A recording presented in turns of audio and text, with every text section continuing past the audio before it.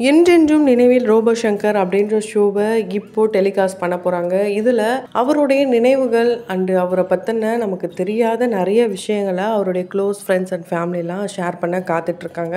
கண்டிப்பாக ரோபோ சங்கர் அவர்களை அவரோட இறப்புக்கு அப்புறமா நிறைய பேர் நேசிக்க ஆரம்பிச்சிருக்காங்கன்னு தான் சொல்ல முடியும். ஏன்னா ஒருத்தங்க இருக்கும்போது அவங்கள பற்றி நிறைய விஷயங்கள் வெளிவராது, ரொம்பவே கான்ட்ரவர்ஷியலான விஷயங்கள் மட்டும்தான் வெளியே வரும். அதனாலேயே சில பேர் அவரை வெறுக்க ஆரம்பிச்சிருப்பீங்க. ஆனால் அவர் இப்படிப்பட்ட ஒரு மனுஷனா அப்படின்ட்டு ஒவ்வொருத்தரும் அவர் இறந்த பிறகுதான் அவரை பற்றி தெரியாத நிறைய விஷயங்களை ஷேர் பண்ணிட்டு இருக்காங்க. அந்த வகையில் அவருடைய கூட பிறந்த அண்ணன் அண்ட் அண்ணனுடைய மகள் இப்படி அவரை பற்றி நமக்கு தெரியாத விஷயங்களை சொல்லியிருக்காங்க. வாங்க வீடியோவில் பார்க்கலாம். ரோபோ சங்கர் அவர்களை தெரியாதவங்க யாருமே இருக்க முடியாது. சின்ன குழந்தைங்கள இருந்து பெரியவங்க வரைக்குமே ரொம்ப நல்லாவே தெரியும். அவர் ரோபோ மாதிரி மேலே பெயிண்ட் அடிச்சுட்டு டான்ஸ்லாம் பண்ணதுனால தான் அவருக்கு ரோபோ சங்கர் அப்படின்ற பேரே வந்தது. அது மட்டும் இல்லாமல் இவர் கிட்ஸோடைய ஷோ கூட ஜட்ஜா இருக்காரு, பெரியவங்களுடைய ஷோஸ் கூட ஜட்ஜா இருந்தாரு. ஸோ இப்படி எல்லாருக்குமே இவர் ரொம்ப ரொம்ப பிடிச்சிருந்தது. இவருடைய காமெடி சென்ஸ் கொஞ்சம் டபுள் மீனிங்கா இருந்தா கூட அதையும் பார்த்து ரசிக்கிறவங்க ஒரு பக்கம், விமர்சனம் பண்றவங்க ஒரு பக்கம் இருக்க தான் செஞ்சிருந்தாங்க. இந்த நிலையில அவர் வீட்டில் இருந்ததை விட வெளியே ஷூட்டிங்ல தான் நிறைய நாட்கள் இருந்திருக்காராம். அதனால இப்போ அவரு அவுட்டோர் ஷூட்டிங் போயிருக்காரு அப்படின்ற எண்ணத்தோட தான் அவங்களுடைய குடும்பம் இருக்காங்களாம். பிரியங்கா அவர்கள் அவருடைய இறுதி ஊர்வலத்துல டான்ஸ் ஆடி இருப்பாங்க. அதை பார்த்துட்டு ஒவ்வொருத்தரும் அவங்களுக்கு வாயில வந்ததெல்லாம் விமர்சனங்கள் பண்ணியிருந்தாங்க. அதுக்கு காரணம் என்னன்னா அவங்களுடைய காதலியே நடனத்துல தான் ஆரம்பிச்சுதான். அதனாலதான் அவருக்கு ரொம்ப பிடிச்ச நடனத்தை அவருக்கு கடைசியா ஆடி காட்டணும்ட்டு அவங்க ஆடி இருக்காங்க. மற்றபடி இதை பத்தி தெரியாதவங்க நம்ம யாருமே தவறா பேசக்கூடாது. ஏன்னா அவங்கவுங்க வாழ்க்கையில என்ன நடக்குதுன்னு அவங்களுக்கு மட்டும்தான் தெரியும். அதனால அவருடைய நல்ல நேரத்திலையும் சரி கெட்ட நேரத்திலையும் அவர் கூட இருந்தது அவங்களுடைய குடும்பம், குறிப்பா அவருடைய மனைவி தான். யாருக்கு வேணாலும் ஒருத்தவங்களை பத்தி தெரியாம இருக்கலாம், ஆனா அவங்களுடைய துணைவர் இல்ல துணைவி இவங்களுக்கு கண்டிப்பா தெரிஞ்சிருக்கும். அப்பா அம்மா கிட்ட கூட ஷேர் பண்ணாத சில விஷயங்களை பார்ட்னர்ஸ் கிட்ட தான் ஷேர் பண்ணுவோம். ஸோ அப்படிதான் இவங்களுடைய வாழ்க்கை பயணமும் ஆரம்பிச்சது.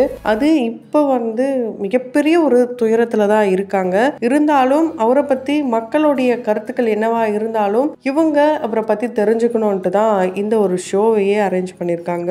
ஸோ ரோபோ சங்கருக்கு 2 மகள் அப்படின்னு தான் ஆரம்ப காலகட்டத்தில் நிறைய பேர் நினைச்சிருப்போம். ஆனா அவருக்கு ஒரே ஒரு மகள், அது இந்திரஜா தான். கூட இன்னொரு மகள் இருந்தாங்களே, அது யாருன்னு பார்த்தா அவருடைய அண்ணன் மகள் ஹிந்து. ஸோ அவங்களுடைய அண்ணன் ஹரிகரனும் சினிமா இண்டஸ்ட்ரியில 1990 அறிமுகமானாரு. ஆனா ஒரு சில காரணத்தினால அவங்களுடைய குடும்பம் செட்டிநாடுல ரொம்ப ரொம்ப பாரம்பரியமான குடும்பமாம். திரும்பவும் அவர் அங்கேயே போயிட்டு அவர் தொழில் பண்ண ஆரம்பிச்சிருக்காரு. அதுக்கப்புறம் ஒரு பெரிய நிறுவனத்துல சேர்ந்து அதுல முன்னேறி அந்த நிறுவனத்துக்குடைய டைப் வைக்கிற அளவுக்கு தன்னைத்தானே உயர்த்தி வச்சிருக்காரு அவருடைய அண்ணன். ஸோ அவங்களுடைய அண்ணன் பார்த்தீங்கன்னா அவர் இறந்தப்பவே ஒரு சில விஷயங்களை ஷேர் பண்ணியிருந்தாரு.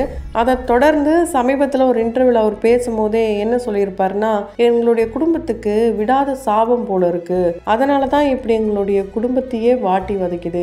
இது என்னுடைய தம்பிக்கு இவருக்கு மட்டும் கிடையாது, எனக்கு ஒரு மூத்த அண்ணன் இவரோடைய இன்னொரு தம்பியும் இருந்தாரு, அவருக்கும் 45-46 வயசுல இந்த மாதிரி ஒரு நிலைமை வந்தது. ரோபோ சங்கருக்கும் என்னுடைய ஐயா எழுதி வச்சிருந்தாரு, இவன் சைனர் வச்சிருந்த வண்டியில தான் வருவான், அவனுடைய கடைசி காலத்துல அவன் உச்சத்துல இருப்பான், இப்படிலாம் சொல்லி அவங்களுடைய ஐயா ஜோசியம் பார்க்கும்போது காசையே வாங்காம பாப்பாராம். அப்படி காசு வாங்கிட்டா அந்த ஜோசியம் பலிக்காதுன்ற ஒரு எண்ணம் அவருக்குள்ள இருந்திருக்கு.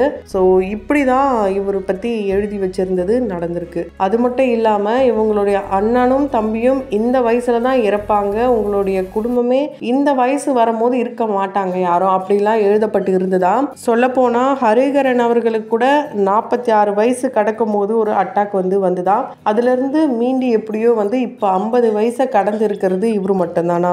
இப்படி இவங்களுடைய வீட்டை விடாம துரத்திட்டு இருக்கு ஒரு சாபம். ஸோ இவரும் பாத்தீங்கன்னா யாரு, ரோபோ சங்கர் அவர்கள் நான் காசு பணத்தை சேர்க்கல, நிறைய சொந்தங்களை சேர்த்து வச்சிருக்கேன்ட்டு ஒவ்வொரு இன்டர்வியூலையும் அவர் சொல்லுவார். அதோடைய விளைவு என்ன, அதோடைய காரணம் என்ன, இது எல்லாத்தையுமே அவருடைய இறப்புல தான் தெரிஞ்சுக்க முடிஞ்சதுன்னே சொல்லலாம். நிறைய பேர் இண்டஸ்ட்ரியில சின்னவங்கல இருந்து பெரியவங்க வரைக்கும் அண்ட் தூய்மை பணியாளர்கள் உட்பட இவருடைய மரணத்தில் வந்து அஞ்சலி வந்து செலுத்திட்டு போயிருந்தாங்க. உண்மையாலே இப்படி ஒரு நல்ல மனிதர் இருந்தாரா அப்படின்றது மிகப்பெரிய ஆச்சரியமான ஒரு விஷயமா தான் இருக்கு. நிறைய பேருக்கு உதவிகள் செய்வாராம். அந்த தூய்மை பணியாளர்களை இவர் சந்திச்சாருன்னா போதுமாம், கையில் ஒரு 500 ரூபாய் எடுத்து இந்தாம்மா நீ வந்து டிஃபன் சாப்பிடு அப்படிலாம் சொல்லுவாராம். அந்த அளவுக்கு ஒரு நல்ல மனிதர். தன்னுடைய மனைவியை அப்படி காதலிச்சிருக்காரு. இவர் இறக்குறதுக்கு முன்னாடி வரைக்கும், இவர் ஷூட்டிங் போற முன்னாடி வரைக்குமே இவங்க 2 பேருமே ஒரு நல்ல ஒரு ஃப்ரெண்ட்ஸாக தான், ஒரு லவ்வர்ஸாக தான் இருப்பாங்களாம். அதை பார்த்துட்டு யாருக்கணும் பற்றக்கூடாதுலாம் ஃபேமிலி நினைப்பாங்களாம். ரோபோ சங்கர் அவர்கள் தன்னுடைய மகள்களுக்கு சொல்லி கொடுத்த ஒரே விஷயம் என்னன்னா, புறம் பேசக்கூடாது. அதே தான் இவரும் கடைபிடிப்பாராம். யாரை பற்றியும் யார்கிட்டையும் இது வரைக்கும் இவர் புறம் பேசினதே கிடையாதாம். அந்த அளவுக்கு ஒரு நல்ல மனிதராகவே இருந்துட்டு போயிருக்காருன்னு தான் சொல்ல முடியும். ஏன்னா இப்போ நிறைய விஷயங்கள் அப்படிதான் நடக்குது. நம்ம முன்னாடி வந்து ஒருத்தவங்க ஒரு மாதிரி பேசுவாங்க, அதே நபர் நமக்கு பின்னாடி போய் வேற மாதிரி பேசுவாங்க. நம்ம கிட்ட இருந்து நிறைய விஷயங்களை கறந்து எடுத்துட்டு போயிட்டு பின்னாடி போயிட்டு அதையே வந்து கதையா விடுறது, இல்ல தப்பா சொல்றது, இது போல சில மனிதர்கள் இருக்கிற சொசைட்டில தான் நம்ம வாழ்ந்துட்டு இருக்கோம். அப்படிப்பட்ட சொசைட்டில இது போல ஒரு நல்ல மனிதரை பார்க்கறது ரொம்பவே ஒரு நல்ல விஷயமா தான் இருந்திருக்கு. ரோபோ சங்கர் வந்து வசதி வந்ததுக்கு அப்புறம் கட்டுக்கட்டா பணம் வச்சிருப்பாராம். ஒரு நாளைக்கு 50,000 அவரு செலவு பண்ணுவாராம் அந்த கட்டில இருந்து எடுத்து. இதை நானா சொல்லலைங்க, தன்னுடைய அண்ணன் மகள் இந்து தான் சொல்லியிருக்காங்க.